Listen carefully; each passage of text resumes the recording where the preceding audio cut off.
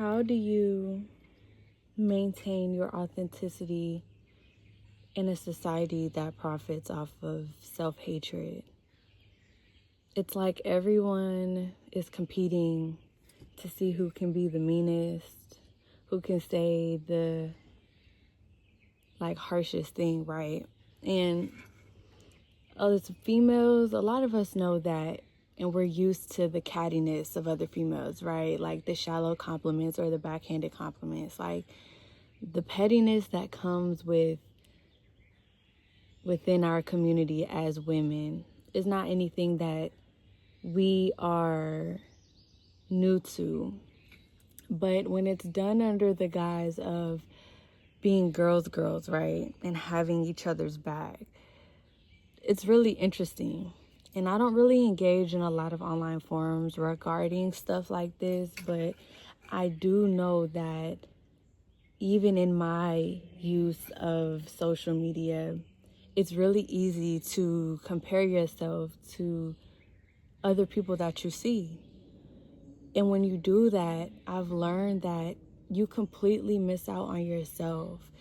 I think that's why there's so many instances where we can look back at, videos and photos of the past, different stages we were at in our lives, and see that, wow, I really had it back then. Or I don't know why I had a certain mindset back then, because when I'm comparing back then to now, it's like, what was I even worried about?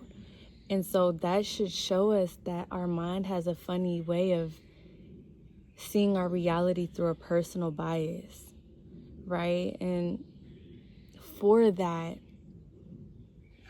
we have to remind ourselves that our authenticity is our superpower, because we live in a society where everyone's not brave enough to do that. So if you find yourself being one of those people that are willing to be themselves unapologetically and without the validation of anyone else, that says a lot about you. You are willing to be yourself no matter what. That is what you deem beautiful. That's why people look at the 90s whole aesthetic and vibe. For the most part, it was a authenticity that was extremely genuine in that era. Everyone was just expressive to what appeased to them, their selves authentically most of the time. And so that's why we looked at it as so artistic and so, like I said, expressive, because they were truly expressing themselves. But the way in which most of us, especially women, are choosing to portray ourselves is very shallow and not authentic to yourself. Everybody's trying to be a baddie. But it's like, that's the shell, right? But what's beneath the shell? Are you even aware of who you truly are? Because there are some people out there that truly do conform to that aesthetic, and that's who true they are and who they would have been no matter what time period we were in, right? But there are also other people who are trying to mold themselves into that social construct of beauty that doesn't really resonate with them. And so it's like you're forcing it.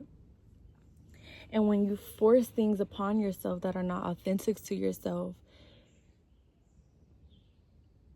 that's an unhealthy relationship with yourself. And like at the end of the day, it's you versus you. It's not you versus anyone else. And if you don't have that relationship with yourself where you are true to yourself, you know yourself, and you know who you are without a doubt, without influence from the external world, you are less susceptible to being moved by all of these trends. And because beauty is ever changing, and it's very it's, what's the word I'm looking for, like it's it's in the eye of the beholder. It's not one size fits all. Like, what you may feel is extremely hard to bear about yourself may be very beautiful or admirable or whatever to another person. But if you spend all your time trying to fix the things about yourself that you find to be different or quirky or weird, you are like not even giving yourself a chance to be loved at your authentic self. And what do you think that creates if you deny your authentic self? If you deny validation to the parts of yourself that need it the most? You have to remember that your external world is a direct reflection of your internal world. And so we have to water our minds and be so mindful of the seeds we are planting within our minds. Because if you are making certain agreements with yourself that feed into your insecurities, then you're gonna think that it's true. And if you think it's true, it becomes a reality, it becomes a fact.